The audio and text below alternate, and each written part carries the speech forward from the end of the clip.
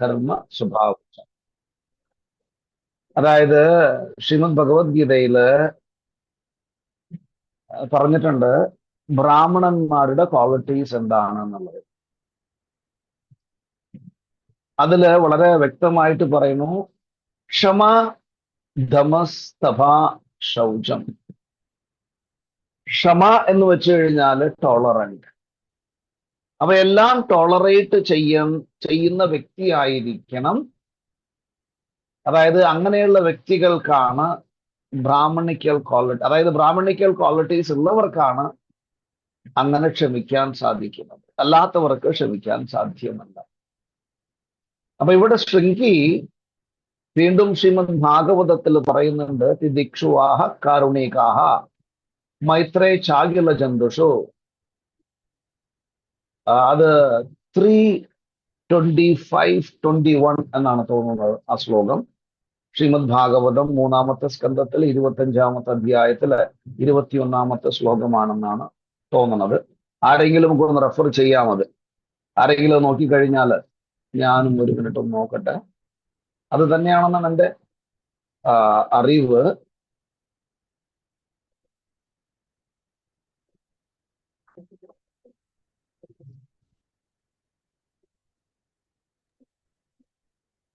ബ്രാഹ്മണരുടെ ക്വാളിറ്റിയും കൂടെ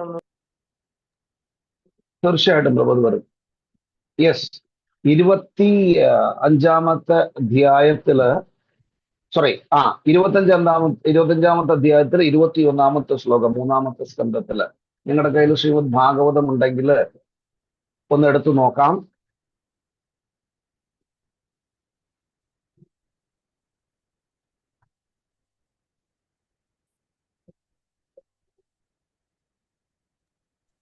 കിട്ടി പ്രഭു. Very good. അതിന്റെ ഇതൊന്ന് വായിക്കണം മാതാജി. ശ്ലോകം വായിക്കാം പ്രഭു. എൻ്റെ ഇംഗ്ലീഷ് ട്രാൻസ്ലേഷനേ ഉള്ളൂ. മലയാളം വായിക്കട്ടെ പ്രഭു? മലയാളത്തിൽ വായിക്കണം, മലയാളത്തിൽ വായിക്കണം. ശ്ലോകം വായിക്കാം. തിദിക്ഷവകാരുണിക സുഹൃദ സർവദേഹിനാം അജാത ശസ്ത്രവശാന്ത സാധവ സാധു ഭൂഷണാഹ. ഹരേ കൃഷ്ണ. അതിന്റെ ട്രാൻസ്ലേഷൻ ഒന്ന് വായിച്ചോളൂ മാതാജി. ട്രാൻസ്ലേഷൻ ഇംഗ്ലീഷാ പ്രഭു, മലയാളം ഇല്ല. മലയാളം ഇല്ല, ഓക്കെ. ആരുടെയെങ്കിലും മലയാളം ഉണ്ടോ? കലാമാതാജി.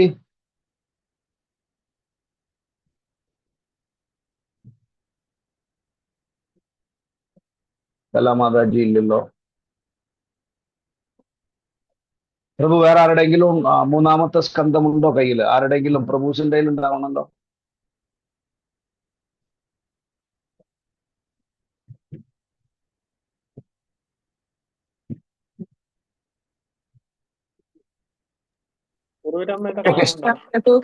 വായിക്കട്ടെ പ്രഭു? ഹരേ കൃഷ്ണ. വായിക്കണം മാതാജി, വായിക്കണം. ഹരേ കൃഷ്ണ പ്രഭു. വിവർത്തനം ശ്ലോകം ഒന്നുകൂടെ വായിക്കട്ടെ പ്രഭു? ശരി. ഓം നമോ ഭഗവതേ വാസുദേവായ.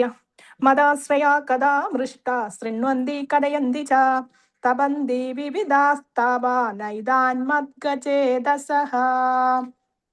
വിവർത്തനം ശ്രീല പ്രഭുപാദർ കി ജയ്. ഹരേ കൃഷ്ണ. ഈ ശ്ലോകമല്ല.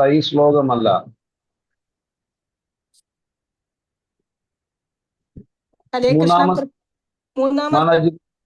മൂന്നാമത്തെ സ്കന്ധത്തിലെ 25-ാമത്തെ അധ്യായത്തിലെ 21-ാമത്തെ ശ്ലോകം 21. ഹരേ കൃഷ്ണ പ്രഭു. തിദിശവ കാരുണിക സഹൃദസദൃശവ ദേഹിനാം അജാത ശത്രവശാന്ത സാധവ സാധു ഭൂഷണാഹ. അതല്ലേ പ്രഭു? ഹരേ കൃഷ്ണ. അത് തന്നെയാണ്. അതിന്റെ വിവർത്തനം വായിച്ചോളൂ. ഞാൻ ശ്ലോകം ചൊല്ലിത്തരാം, വിവർത്തനം വായിച്ചോളൂ. സഹിഷ്ണുത, കാരുണ്യം, സകല ജീവസത്തുക്കളോടും സൗഹൃദം ഇവ സാധുക്കളുടെ ലക്ഷണങ്ങളാണ്. അങ്ങനെയുള്ളവന് ശത്രുക്കൾ ഉണ്ടാവില്ല. അവൻ സമാധാനപൂർണനായിരിക്കും. വേദശാസ്ത്രങ്ങളെ അനുസരിക്കുന്ന അവന്റെ സ്വഭാവം ഉദാത്തമായിരിക്കും. Hare Krishna. Hare Krishna mataji, thank you very much. ഈ ശ്ലോകം തിതിക്ഷുവാഹ കാരുണികാഹ സുഹൃദ സർവദേഹിനാം അജാത ശത്രവോ ശാന്ത സാധവ സാധുഭൂഷണ. അതായത് ഒരു സാധുവിന്റെ ലക്ഷണമാണ് പറഞ്ഞത്. സാധു എന്ന് പറഞ്ഞു കഴിഞ്ഞാൽ അവൻ ബ്രാഹ്മണനേക്കാൾ മേലെയാണ്.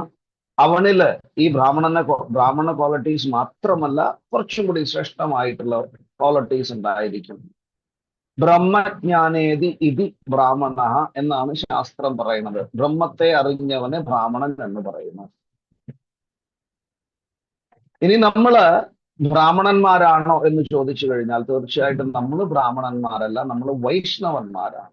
ബ്രാഹ്മണന്മാർക്ക് ഒരു പടി മേലെയായിരിക്കും. വിഷ്ണുജ്ഞാനേതി ഇതി വൈഷ്ണവ, വിഷ്ണുവിനെ അറിഞ്ഞവൻ വൈഷ്ണവൻ എന്ന് പറയും. അപ്പോ ഈ വൈഷ്ണവന്മാര് ശുദ്ധ സത്വഗുണത്തിലിരിക്കുന്നവരാണ്. അവര് സത്വഗുണത്തിലല്ല, ശുദ്ധ സത്വഗുണത്തിലിരിക്കുന്നവരാണ്. ബ്രാഹ്മണന്മാർക്ക് സത്വഗുണവും വൈഷ്ണവന്മാർക്ക് ശുദ്ധ സത്വഗുണവുമാണ്. അപ്പൊ നമ്മള് സഹനശക്തി ഒരു ഭക്തന് അത്യാവശ്യമാണ്.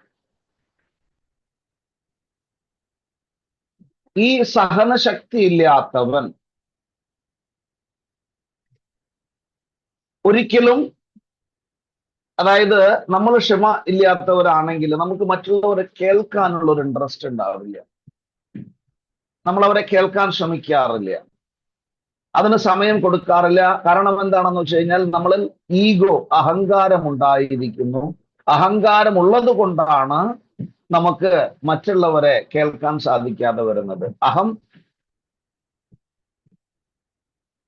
അഹം അഹം ഞാൻ ഞാൻ ഞാൻ എന്നുള്ള ചിന്ത, ആ ചിന്ത ഉണ്ടാവാൻ പാടില്ല ഒരു ബ്രാഹ്മണന് അല്ലെങ്കിൽ ഒരു വൈഷ്ണവന്. ശ്രീമദ് ഭാഗവതത്തിലും ഭഗവത്ഗീതയിലും ഇത് വളരെ വ്യക്തമായിട്ട് തന്നെ നമുക്ക് പറഞ്ഞു മനസ്സിലാക്കി തരുന്നുണ്ട്.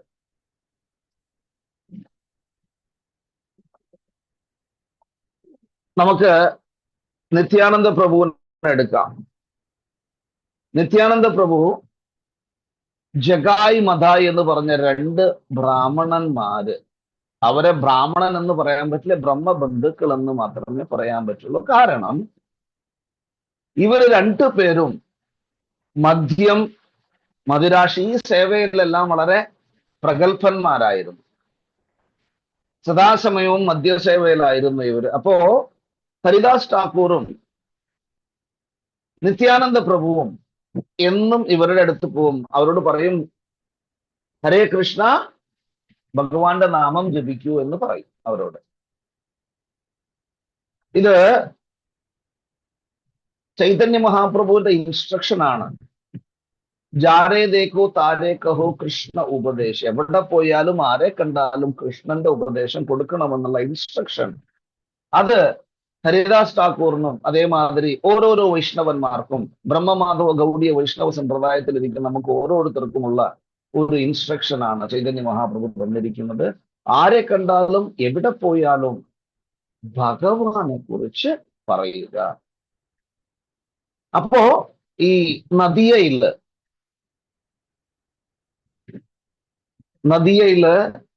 നിത്യാനന്ദ പ്രഭുവും ഹരിദാസ് ഠാക്കൂറും ഓരോരോ വീട്ടിലും കയറിയിട്ട് അവരോട് കൈ കൂപ്പിയിട്ട് പറയും, ഭഗവാന്റെ തിരുനാമം ഹരേ കൃഷ്ണ കൃഷ്ണ കൃഷ്ണ ഹരേ ഹരേ, ഹരേ രാമ രാമ രാമ ഹരേ ഹരേ, ജപിക്കൂ, ആനന്ദിക്കൂ എന്ന് അവരോട് പറഞ്ഞിട്ട് ഓരോരോ വീട്ടിലും കയറിയിട്ട് നിത്യാനന്ദ പ്രഭുവും അതേമാതിരി ഹരിദാസ് ഠാക്കൂറും ചെയ്യാറുണ്ടായിരുന്നു ഒരു ദിവസം. അപ്പൊ അങ്ങനെ ഒരു ദിവസം നിത്യാനന്ദ പ്രഭു റെഗുലറായിട്ട് ഈ ജഗായ് മതായിയുടെ അടുത്തേക്ക് ചെല്ലാൻ തുടങ്ങി. അവർക്ക് എങ്ങനെയെങ്കിലും കരുണ കൊടുക്കണമെങ്കിൽ. നദിയാ ഗോദ്രുമേ നിത്യാനന്ദ മഹാജൻ, ഒരു വൈഷ്ണവ ഗീതമുണ്ട്. നിത്യാനന്ദൻ എന്ന് പറയുന്നത്, നിത്യാനന്ദ മഹാപ്രഭു കരുണ കൂടിയവനാണ്. ചൈതന്യ മഹാപ്രഭുവിനെ കൂടുതൽ കരുണ നിത്യാനന്ദ പ്രഭുവിന്റെ അടുത്ത് നമുക്ക് കിട്ടും. അപ്പൊ ഇതൊരു വൈഷ്ണവ സോങ് ആണ്, നിങ്ങൾ നോക്കി വെച്ചോളൂ, നന്നായിരിക്കും അത്. നദിയ ഗോദ്രുമേ നിത്യാനന്ദ മഹാജാൻ. നോക്കട്ടെ, ഒന്ന് ഞാനത് പറഞ്ഞു തരാൻ പറ്റുമോ നോക്കട്ടെ, ഒരു മിനിറ്റ്.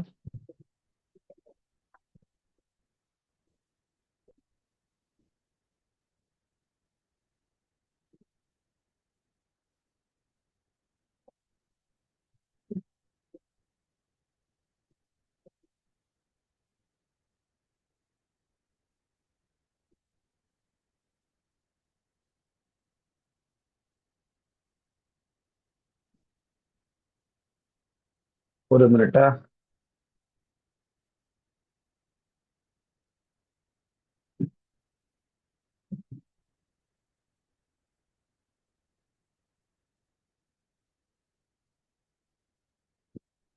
नदिया गोत्र में नित्यानंद महाजन पटियाचे नाम हटा जीवर कराम. नदिया गोत्र में नित्यानंद महाजन पटियाचे नाम हटा जीवर कराम. श्रद्धावान जान है श्रद्धावान जान प्रभु रे आज्ञाए भाई मागी यही भिक्षा. बोलो प्रभु श्रद्धावान जान है श्रद्धावान जान प्रभु रे आज्ञाए भाई मागी यही भिक्षा. बोलो कृष्ण भजो कृष्ण करो कृष्ण शिक्षा. बोलो कृष्ण भजो कृष्ण करो कृष्ण शिक्षा. नदिया गोत्र में नित्यानंद महाजन पटियाचे नाम हट्टा जीवर करम. अपराध शून्य हो लोह कृष्ण नाम कृष्ण माता कृष्ण पिता कृष्ण धन प्राण. अपराध शून्य हो लोह कृष्ण नाम कृष्ण माता कृष्ण पिता कृष्ण धन प्राण. नदिया गोत्र में नित्यानंद महाजन पटियाचे नाम हट्ट जीवर कराम. कृष्ण रे संसार करो चारे अनाचार जीवोदय कृष्ण नाम सर्वधर्म सार. कृष्ण रे संसार करो चारे अनाचार जीवोदय कृष्ण नाम सर्वधर्म सार. कृष्ण रे संसार करो चारे अनाचार जीवोदय कृष्ण नाम सर्वधर्म सार.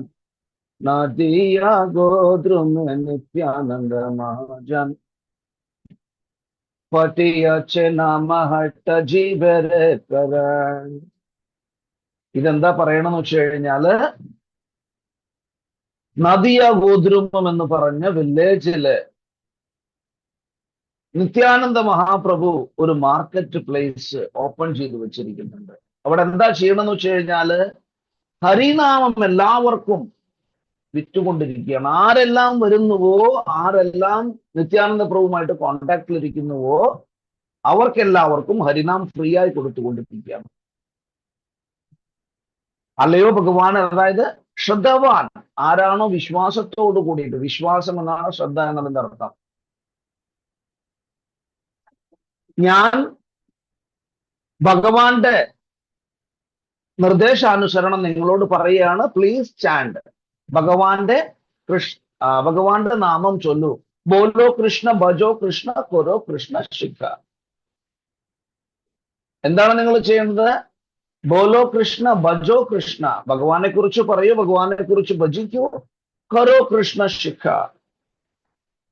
ശിക്ഷ എന്ന് വെച്ച് കഴിഞ്ഞാൽ എന്താണോ ഭഗവാനെ കുറിച്ച് നമ്മൾ മറ്റുള്ളവർക്ക് പറഞ്ഞു കൊടുക്കേണ്ടത് അത് ചെയ്യൂ എന്ന് നിത്യാനന്ദ പ്രഭു നദിയാർ ഗ്രാമത്തിൽ ഇരുന്നുകൊണ്ട് പറയുകയാണ്. നദിയ ഗോദ്രുമ ദ്വീപുണ്ട്.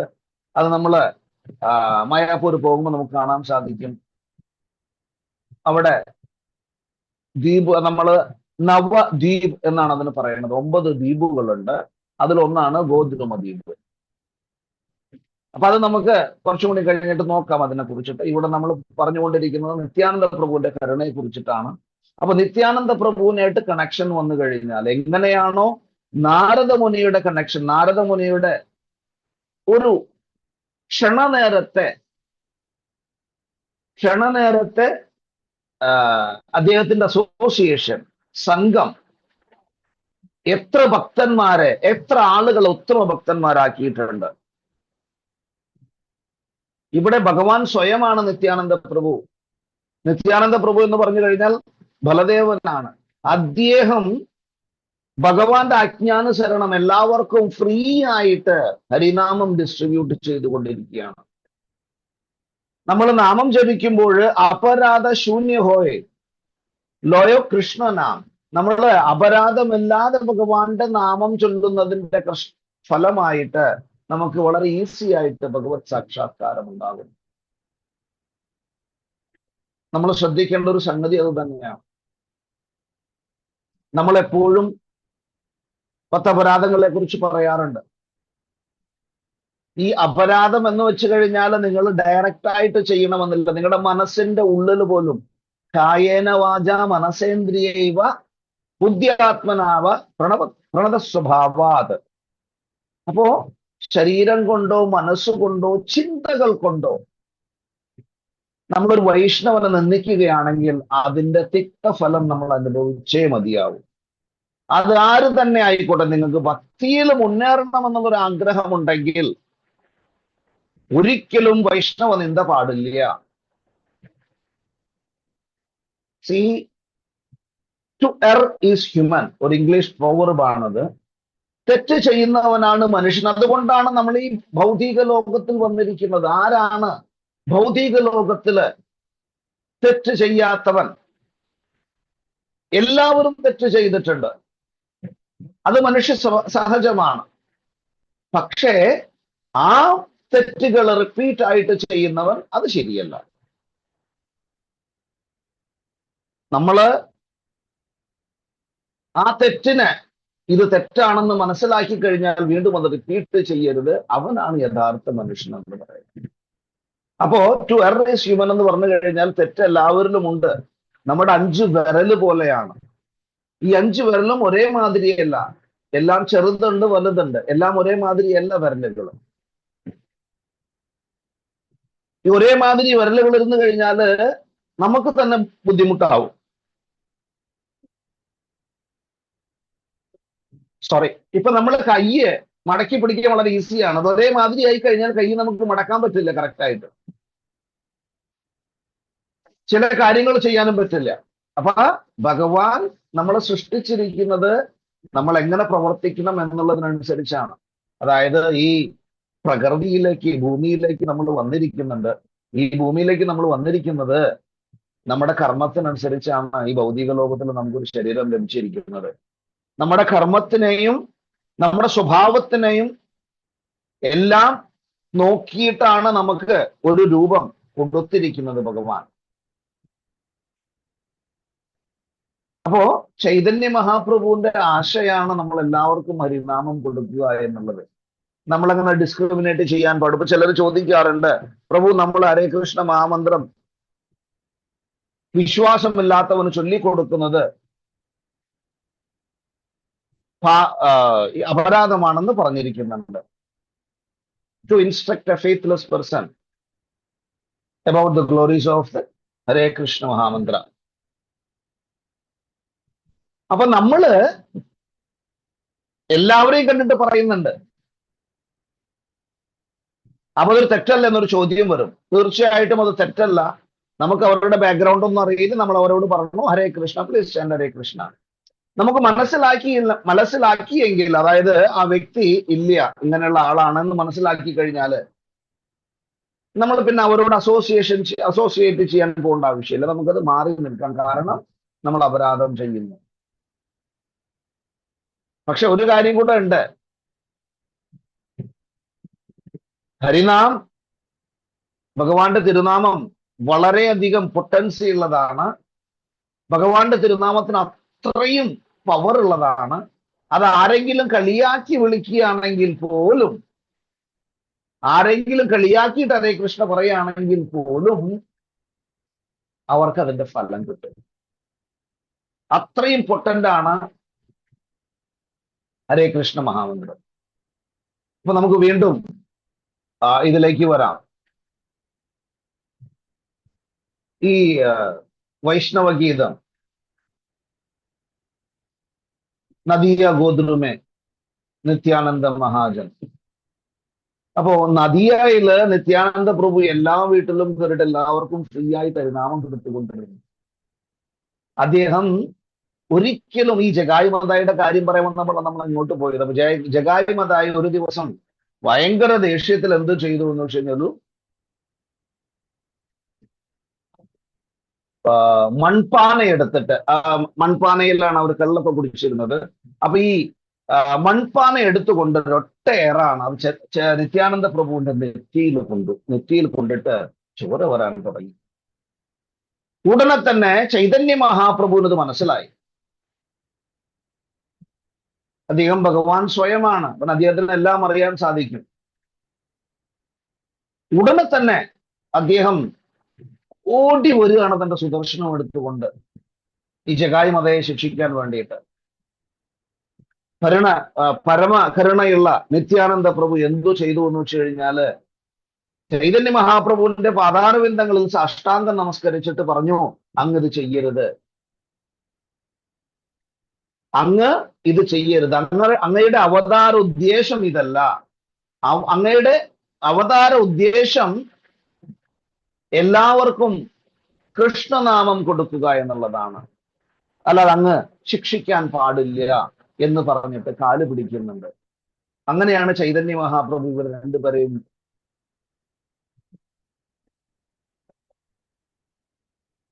അനുഗ്രഹിക്കുന്നത്. അനുഗ്രഹിച്ചിട്ട് ഇവരെന്ത് ചെയ്യുന്നു എന്ന് വെച്ച് കഴിഞ്ഞാല് ഗംഗയിൽ കുളിക്കാൻ വരുന്ന ഭക്തന്മാർക്ക് എല്ലാവർക്കും രാവിലെ തന്നെ വന്നു നിന്ന് അവർ സാഷ്ടാംഗ നമസ്കാരം ചെയ്യും. ആ ഗംഗയിൽ കുളിക്കാൻ വരുന്ന ആളുകൾ, ആ കടവിൽ കുളിക്കാൻ വരുന്ന ആളുകൾ വരുന്ന സമയത്ത് അവർക്ക് സാഷ്ടാംഗം പ്രണമിക്കും ഈ ജഗായി മതായി എന്നുള്ള രണ്ടുപേരും. അത് നിത്യാനന്ദ പ്രഭുവിന്റെ കരുണയുടെ മഹിമയാണ്. അവർ ഉത്തമ ഭക്തന്മാരായി തീർന്നു. അപ്പോ ശൃംഗി എന്ന് പറഞ്ഞ ഈ ബാലൻ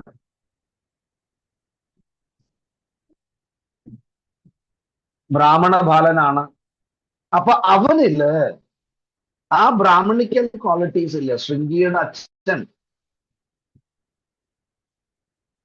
അദ്ദേഹം ധ്യാനത്തിലായിരുന്നു. ഈ സമയത്താണ് പരീക്ഷിത് മഹാരാജ് ചത്ത പാമ്പനെടുത്ത് അദ്ദേഹത്തിന്റെ കഴുത്തിൽ ചുറ്റുന്നത്. നമുക്ക് പ്രത്യേകിച്ച് ചൈതന്യ മഹാപ്രഭു പറഞ്ഞു തരുന്നുണ്ട്. എന്താണ് പറയുന്നത് ചൈതന്യ മഹാപ്രഭു? നമ്മൾ നാമം ജപിക്കുന്ന സമയത്ത് നമുക്ക് ചില ട്രാൻസ്ഫോർമേഷൻ നടക്കും. അതായത് ശുദ്ധ ഭക്തന്മാർക്ക് അല്ലെങ്കിൽ നാമത്തിൽ രുചിയുള്ള ആളുകൾക്ക് ചില ട്രാൻസ്ഫോർമേഷൻ അവരുടെ ശരീരത്തിൽ നടക്കും നാമം ജപിക്കുന്ന സമയത്ത്. എന്താണതെന്ന് പറയാൻ പറ്റുമോ?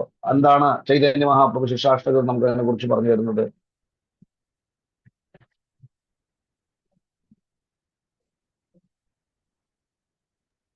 കണ്ണിൽ നിന്നും കണ്ണുനീര് വരും.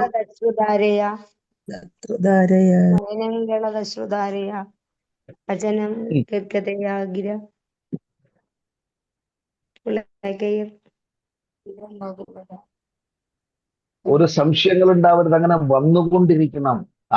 നിർഗളമായിട്ട് ഇങ്ങനെ ഭഗവാന്റെ കാര്യങ്ങൾ ചോദിക്കുമ്പോൾ ശിക്ഷാഷ്ടകമെല്ലാം നമുക്ക് ഒഴുകി വരണം.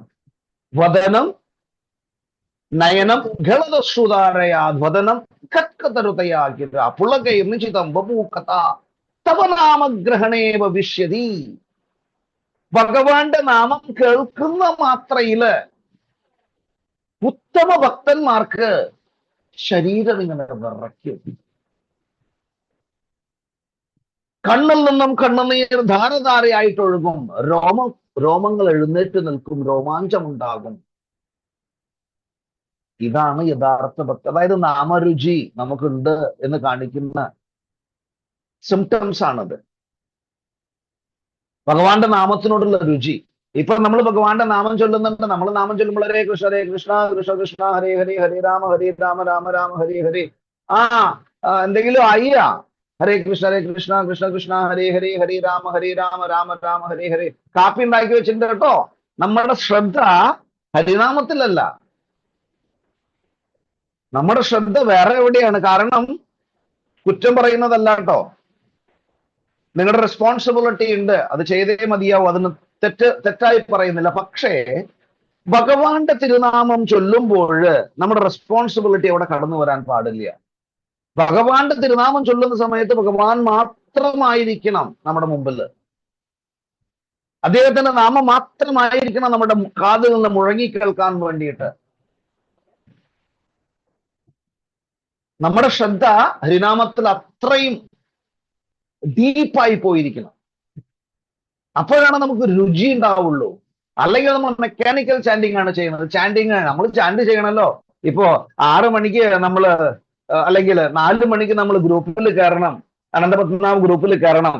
എന്താ പോയിട്ട് എന്താ ചെയ്യേണ്ടത്? നമ്മൾ നാമം ജപിക്കണം. അപ്പൊ ഹരേ കൃഷ്ണ ഹരേ കൃഷ്ണ കൃഷ്ണ ഹരേ രാമ ഹരേ രാമ രാമ ഹരേ കൃഷ്ണ ഹരേ കൃഷ്ണ കൃഷ്ണ ഹരേ രാമ രാമ രാമ രാമ ഹരേ കൃഷ്ണ ഹരേ കൃഷ്ണ കൃഷ്ണ ഹരേ രാമ രാമ രാമ രാമ ഹരേ ഹരേ കൃഷ്ണ കൃഷ്ണ കൃഷ്ണ ഹരേ രാമ രാമ രാമ രാമ ഹരേ. ഇതല്ല യഥാർത്ഥ നാമജപം.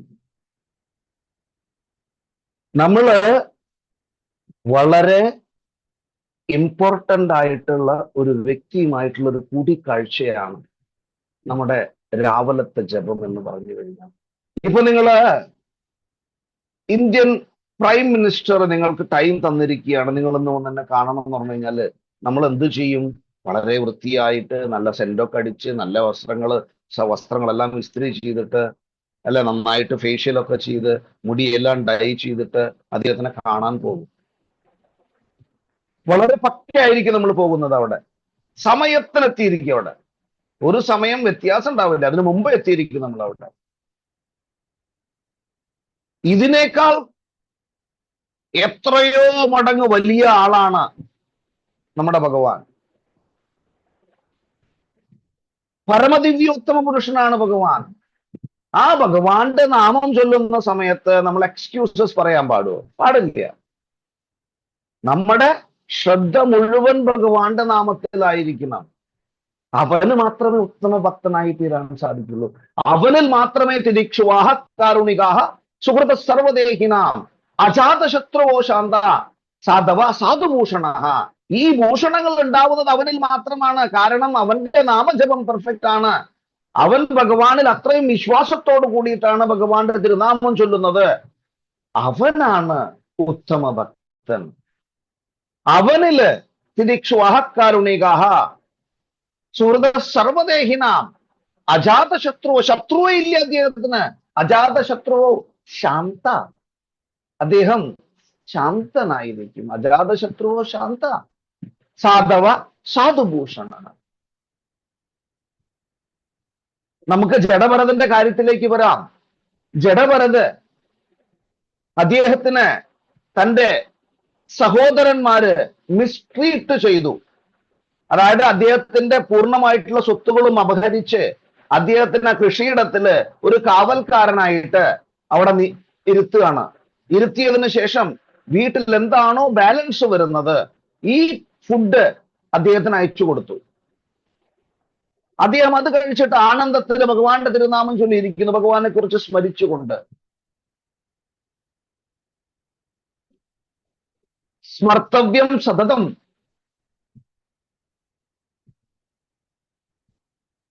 സദാസമയം സ്മരിച്ചുകൊണ്ടിരുന്നു ഭഗവാനെ. സതതം കീർത്തയന്തോ മാം യദന്തശ്ച ദൃഢവ്രതഃ നമസ്യന്തശ്ച മാം ഭക്ത്യാ നിത്യയുക്ത ഉപാസതേ. ശ്രീമദ് ഭഗവത്ഗീത ചതുശ്ലോകെ ഭഗവത്ഗീതയിലെ ഒരു ശ്ലോകമാണത്. സതതം കീർത്തയന്തോ മാം യദന്തശ്ച ദൃഢവ്രതഃ നമസ്യന്തശ്ച മാം ഭക്ത്യാ നിത്യയുക്ത ഉപാസതേ. നിത്യയുക്ത ഉപാസതേ. അപ്പോ നമ്മളില് ഗുഡ് ക്വാളിറ്റീസ്, നല്ല ക്വാളിറ്റികൾ ഉണ്ടാവണം, ബ്രാഹ്മണ ക്വാളിറ്റീസ് ഉണ്ടാവണം. ഈ ബ്രാഹ്മണ ക്വാളിറ്റീസ് നമുക്ക് ശ്രീമദ് ഭഗവത്ഗീതയില് 18-ാമത്തെ അധ്യായത്തിൽ 42-ാമത്തെ ശ്ലോകത്തിൽ വീണ്ടും ശ്രീല പ്രഭുപാദ് പറഞ്ഞു മനസ്സിലാക്കി തരുന്നുണ്ട് നമ്മളോട്. ക്ഷമോദമസ്തപ ശൗചം ശാന്തിർ ആർജവമേവച ജ്ഞാനം വിജ്ഞാനമാസ്തിക്യം ബ്രഹ്മ കർമ്മ സ്വഭാവജം. ക്ഷമ, ക്ഷമിക്കുക എന്നുള്ളത്, ഈ ക്ഷമ എന്നുള്ളത് ബ്രാഹ്മണന്റെ ഒരു വലിയ മുതൽക്കൂട്ടാണ്. നമ്മളൊരാളോട് ക്ഷമിക്കുന്നത് കൊണ്ട്, ഇപ്പൊ നമ്മള് ഒരാളോട് സോറി പറയുന്നത് കൊണ്ട് നമ്മൾ ഒരിക്കലും താഴ്ന്നു പോകുന്നില്ല. തെറ്റ് നമ്മുടേതല്ലെങ്കിൽ പോലും അവരോട് നമ്മൾ സോറി പറയുന്നത് കൊണ്ട് നമ്മൾ ഒരിക്കലും താഴ്ന്നു പോകുന്നില്ല. നമ്മുടെ ആ സ്റ്റേറ്റസ് ഉയരുക മാത്രമാണ് ചെയ്യുന്നത്. ഒരു സോറി നമ്മൾ ഒരാളോട് പറഞ്ഞു കഴിഞ്ഞാല്, ക്ഷമിക്കണം കേട്ടോ എന്ന് പറഞ്ഞു കഴിഞ്ഞാല് നമ്മുടെ യശസ് മേലോട്ടാണ് പോകുന്നത്, ഒരിക്കലും താഴോട്ട് പോകുന്നില്ല. അതേമാതിരി നമ്മള് ക്ഷമ ഒരു വ്യക്തിയോട് ക്ഷമിക്കുന്നത് കൊണ്ട് പോട്ടെ കുഴപ്പമില്ല കേട്ടോ എന്ന് പറയുമ്പോൾ നമ്മള് നമ്മുടെ യശസ് മേലോട്ട് പോകുന്നു. ഒരു വ്യക്തി തെറ്റ് ചെയ്ത് നമുക്കെതിരായിട്ട് തെറ്റ് ചെയ്തിട്ടുള്ള ആ വ്യക്തിയോട് കുഴപ്പമില്ല കേട്ടോ പോട്ടെ എന്ന് പറഞ്ഞു കഴിയുമ്പോൾ നമ്മുടെ യശസ് ഭഗവാന്റെ മുമ്പിൽ ഉയർന്നുകൊണ്ടിരിക്കുകയാണ്, ഒരിക്കലും താന്നു പോകുന്നില്ല.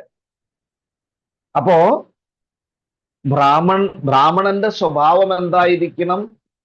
ബ്രാഹ്മണന്റെ സ്വഭാവം എല്ലാം സഹിക്കാൻ കഴിയുന്നവനായിരിക്കണം ബ്രാഹ്മണൻ.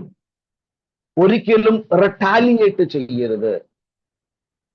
No retaliation is the best retaliation എന്ന് പറഞ്ഞിട്ടുണ്ട്. അതായത് ഒരിക്കലും നമ്മൾ പ്രതികരിക്കാതിരിക്കുന്നത് ഏറ്റവും നല്ലതാണ്.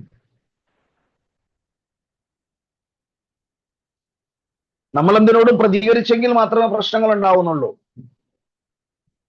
നമ്മളത് ഇഗ്നോർ ചെയ്ത് കഴിഞ്ഞാൽ ഒരു കാര്യം നമ്മളൊരു ഭക്തനാണ്, നമ്മൾ ആരെങ്കിലും ചീത്ത പറയാണ്, നമ്മൾ അങ്ങോട്ട് ചീത്ത പറഞ്ഞത് ശ്രദ്ധിച്ചു കഴിഞ്ഞാലാണ് നമുക്ക് തിരിച്ച് ചീത്ത പറയാൻ തോന്നുള്ളൂ. നമ്മളതിനെ ഇഗ്നോർ ചെയ്ത് കഴിഞ്ഞാൽ ഒരിക്കലും നമുക്ക് ചീത്ത പറയേണ്ട ആവശ്യമില്ല. അപ്പൊ ശൃംഗി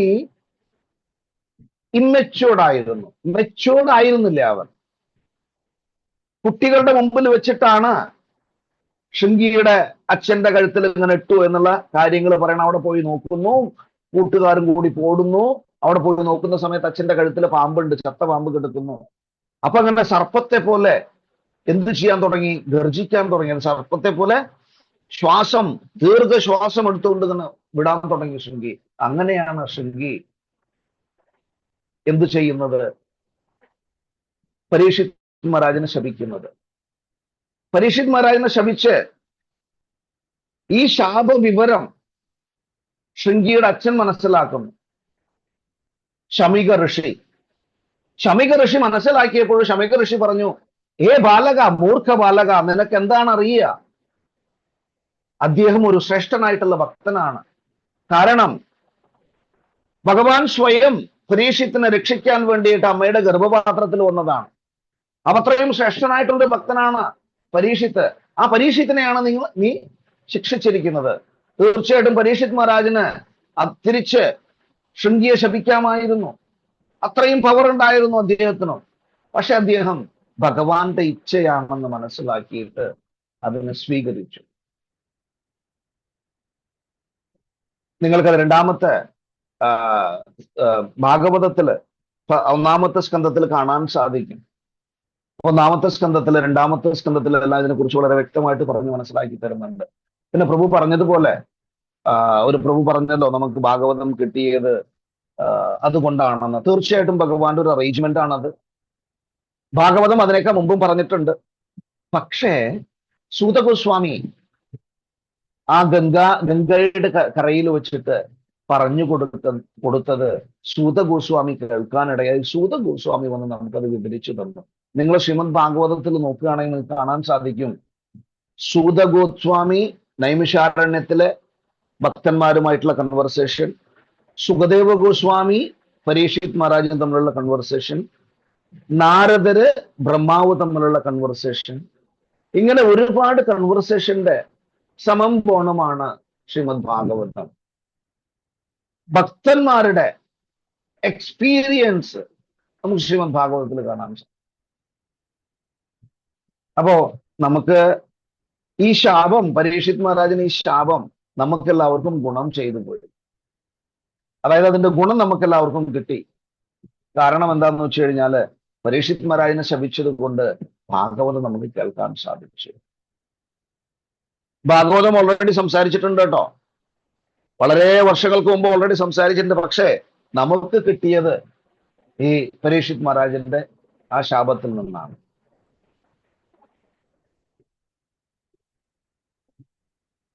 ഹരേ കൃഷ്ണ. അപ്പൊ ബ്രാഹ്മണ ക്വാളിറ്റീസ് നമുക്ക് ഉണ്ടാവണം, നമുക്ക് വൈഷ്ണവ ക്വാളിറ്റീസും ഉണ്ടാവണം. പിന്നെ പ്രഭു പറഞ്ഞിരുന്ന പാനിഹട്ടി, പാനിഹട്ടി എന്ന് വെച്ച് കഴിഞ്ഞാൽ രഘുനാഥ് ദാസ് ഗോസ്വാമി എന്നൊരു ഗോസ്വാമി ഉണ്ടായിരുന്നു. അദ്ദേഹം ഒരു വലിയ ജമീന്ദാരായിരുന്നു. അദ്ദേഹത്തിന്റെ അച്ഛൻ ആ സമയത്ത്, അതായത് 550 വർഷങ്ങൾക്ക് മുമ്പ് ഏകദേശം 30 ലക്ഷം വരുമാനമായിട്ട് ലഭിക്കുമായിരുന്നു. ഇപ്പോഴല്ല കേട്ടോ, ആ സമയത്ത്. അത്രയും വലിയ ജമീന്ദാരായിരുന്നു രഘുനാഥ് ദാസ് ഗോസ്വാമിയുടെ അച്ഛൻ. പക്ഷെ അദ്ദേഹത്തിന് ഇതിലൊന്നിലും ഒരു ശ്രദ്ധയുമില്ല. അദ്ദേഹം ചൈതന്യ മഹാപ്രഭുവിനെ കുറിച്ച് കേട്ടിരുന്നു. ആ ചൈതന്യ മഹാപ്രഭുവിനെ കുറിച്ച് കേട്ടപ്പോൾ അദ്ദേഹത്തിന് ഭക്തി ഉണ്ടായി, കൂടുതൽ ഭക്തി ഉണ്ടായി. വീട് വിട്ട് ഓടിപ്പോകാൻ കുറെ ശ്രമങ്ങൾ നടത്തി. വീട്ടിൽ ഒരുപാട് ഭടന്മാരുണ്ടായിരുന്നു. അപ്പൊ അദ്ദേഹം ഓടിപ്പോകുമ്പോഴൊക്കെ അദ്ദേഹത്തിനെ പിടിച്ചു കൊണ്ടുവരും. അങ്ങനെ ഒരു പ്രാവശ്യം ഇദ്ദേഹം എന്തു ചെയ്തു എന്ന് വെച്ച് കഴിഞ്ഞാല്, ചൈതന്യ മഹാപ്രഭു പറഞ്ഞു ഇങ്ങനൊന്നും ചെയ്യേണ്ട, സമയമാകുമ്പോൾ ശരിയാവും എന്ന് പറഞ്ഞ ഇൻസ്ട്രക്ഷൻ കൊടുത്തിട്ടുണ്ടായിരുന്നു. അങ്ങനെ നിത്യാനന്ദ പ്രഭു ഒരു പ്രാവശ്യം അദ്ദേഹം നദിയയിൽ വരുന്നുണ്ട്, പാനിഹട്ടി എന്ന് പറഞ്ഞ സ്ഥലത്ത് വരുന്നുണ്ട്. അവിടെ നിത്യാനന്ദ പ്രഭുവിനെ കാണാൻ വേണ്ടിയിട്ട് രഘുനാഥ് ദാസ് ഗോസ്വാമി പോകുന്നുണ്ട്. അങ്ങനെ പോയി കഴിഞ്ഞപ്പോൾ നിത്യാനന്ദ പ്രഭുവിന്റെ അതിയായ കരുണയാണ് രഘുനാഥ് ദാസ് ഗോസ്വാമിയുടെ നമുക്ക് ഈ പാനിഹട്ടി എന്ന് പറഞ്ഞ ഫെസ്റ്റിവലിലൂടെ കാണാൻ സാധിക്കുന്നത്. രഘുനാഥ് ദാസ് ഗോസ്വാമി വളരെ പിന്നിലായിട്ട്, അതായത് നിത്യാനന്ദ പ്രഭു അങ്ങനെ ഒരു റേസ്ഡ് പ്ലാറ്റ്ഫോമിൽ ഇരിക്കുകയാണ്. അദ്ദേഹത്തിന്റെ മറ്റു ഭക്തന്മാരും കൂടെ ഉണ്ട്. ആ സമയത്ത് വളരെ ദൂരെ നിന്ന് രഘുനാഥ് ദാസ് ഗോസ്വാമി അദ്ദേഹത്തിന് സാഷ്ടാംഗം നമസ്കരിക്കുന്നുണ്ട്. അത് കണ്ടെടുപ്പോ തന്നെ പറഞ്ഞു, അതാ ഇവിടെ ഒരു കള്ളനുണ്ട്, ഇവിടെ ഒരു കള്ളനുണ്ട്. എന്നിട്ട് അടുത്തേക്ക് വിളിക്കുകയാണ് രഘുനാഥ് ദാസ് ഗോസ്വാമിനെ. എന്നിട്ട് പറയാണ്, നീ ഇന്ന് ഇവിടെയുള്ള എല്ലാ ഭക്തന്മാർക്കും,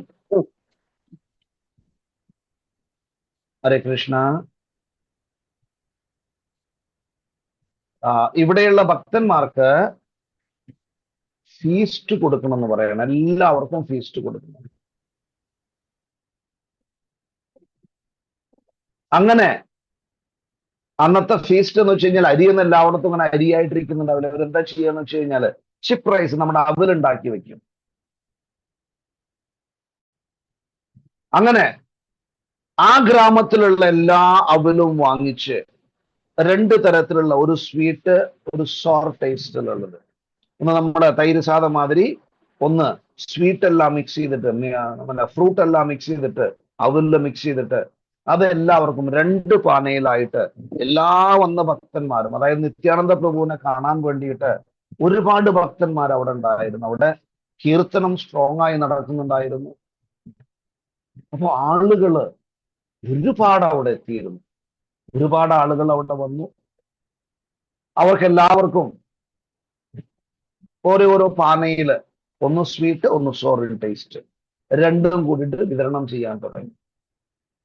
ഇവിടെ ഇങ്ങനൊരു ഉത്സവം നടക്കുന്നു എന്നുള്ള അറിവ് കേട്ട്, അതായത് ഇങ്ങനെ കേട്ടിട്ട് അടുത്തുള്ള ഗ്രാമങ്ങളിൽ നിന്നും ആളുകൾ വരാൻ തുടങ്ങി.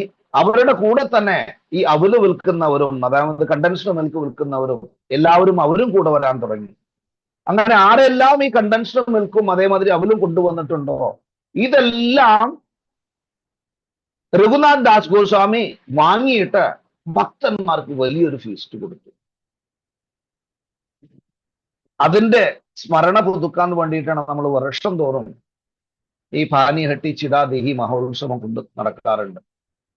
നമ്മൾ എന്താ ചെയ്യാന്ന് വെച്ച് കഴിഞ്ഞാല്, നിത്യാനന്ദ പ്രഭുവിനെയും മഹാപ്രഭുവിനെയും 2 പേരെയും കൊണ്ടുപോയിട്ട്, ഇവിടെ നമ്മൾ ചെന്നൈയിൽ ചെയ്യുന്നത് എങ്ങനെയാണ്, ഇവരെന്നെ നമ്മൾ കടലിലേക്ക് കൊണ്ടുപോകും. അവിടെ നമ്മൾ ഭഗവാനെ അഭിഷേകം ചെയ്യും. അതിനുശേഷം ഈ പറഞ്ഞതിന് ചിടാദേഹി രണ്ടും, 2 ഒരു സ്വീറ്റ്, ഒരു സോറിൻ ടേസ്റ്റ്, രണ്ടും ചേർന്നിട്ട് എല്ലാ ഭക്തന്മാർക്കും ഡിസ്ട്രിബ്യൂഷൻ ചെയ്യാറുണ്ട്.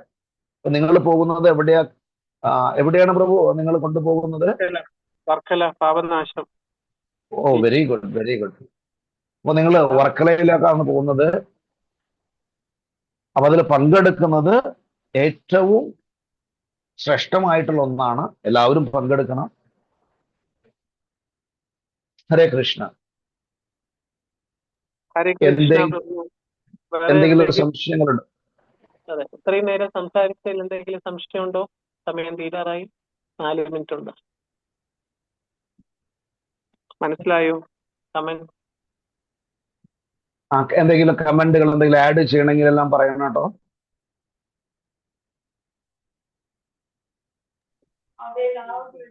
ഹരേകൃഷ്ണ പ്രഭുജി, ആലിഹത്തിന് കേട്ടിട്ട് എന്താണെന്ന് ഇതുവരെ അറിയില്ലായിരുന്നു. ഹരേ കൃഷ്ണ. പറഞ്ഞ ദിവസം ടെസ്റ്റിനെ കുറിച്ച് ഒരു ഐഡിയ കിട്ടി. ഇതുവരെ ആരും അതിനെ കുറിച്ച് പറഞ്ഞ് കേൾക്കാൻ ഇടയായിട്ടില്ല. പ്രഭു, ഇത് ഒന്നും കൂടി ഉണ്ട്. ഒരുപാട് സന്തോഷമാണ്. നമുക്ക് ഒരുപാട് പറ്റുമെങ്കിൽ അടുത്ത ക്ലാസ്സിൽ കൂടെ നമുക്ക് അതിനെ കൂടുതലായിട്ട് സംസാരിക്കാം. ഒരുപാട് സംസാരിക്കാനുണ്ട് പാനിയെട്ടിയെ കുറിച്ചിട്ട്.